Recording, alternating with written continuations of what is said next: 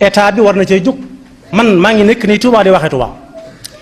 état bi war na cay jóg balaa fitna judd ci réew mi nañu ko sàkkal pexe. fekkee lu mel nii mi ngi am moom nit ñi jëriñutuñ dara ci kaw suuf. ngeen doon membre ba faw Toubaactu officiel bis ni ki tey daal jàpp leen dootu leen amati benn jaaxle si wàllu info bu gaaw te wóor. képp koo xam ne diine moo ko fal am na yan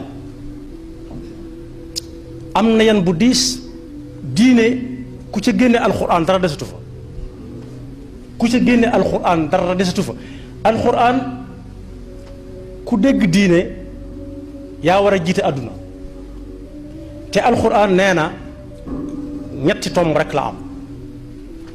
dalay wax la xewoon démb nga xam noo cay def tey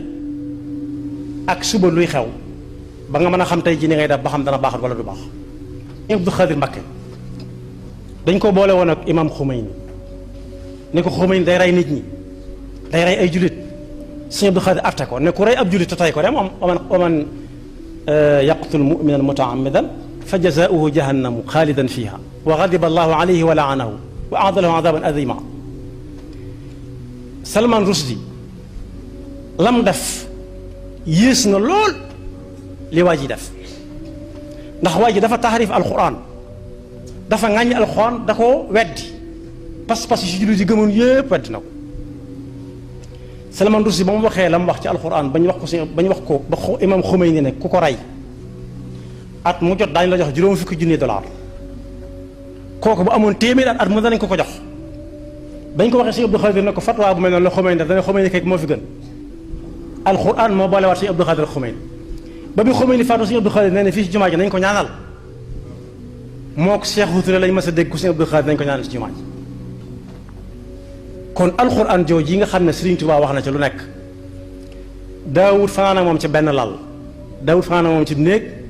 da ko daan jox lal ya gën di ko sot laj ko lañ ja gën a seer di ko lalal dara darab ya gën a seer murid yi nañ xam ne ci seen kaw la dal ci seen kaw la dal ndax Serigne Touba mos sa nangu lu dul alquran ci loxoom li gën a seer ci nit ñi la laal murid yi moom am na fu ñu war a jaar ak moom te yi xew ci réew yépp li koy andi mooy loolu rek dañuy laal pas-pas nit ñi ba noppi kenn du wax bu ñu ubbee rajo yi ubbi télévision yi it ak journaux yi wóor ta tax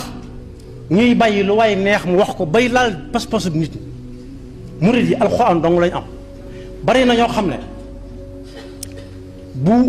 aw xew masaan jot bu ñu bëggee daloo dañuy bind kaamil yéen ab sëriñ mu jox leen ñu sol ci la seen col aju woon am na ñoo xam lu ñu masaan di wut Sëriñ Tuubaa suñ bëggee mu gaaw alxuraan la ñuy bind yéen mbooloo ngi ne woon mën a gàññ moo xam ne ci alxuraan la leen Sëriñ Tuubaa di dundale état bi war na cay jóg man maa ngi nekk nii Touba di waxee Touba